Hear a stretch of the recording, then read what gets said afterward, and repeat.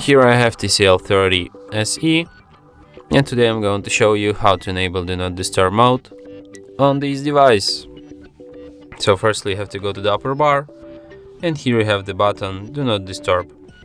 By tapping on this button once, you can switch this mode. By holding your finger on it, you can access some of its settings. For example, you can switch this mode here.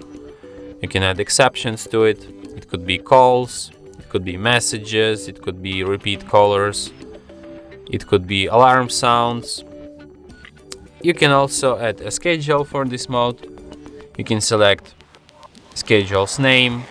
You can change days on which it will be active. You can select start time and end time of this schedule, and you can also set it to override end time to alarm to override end time of this schedule.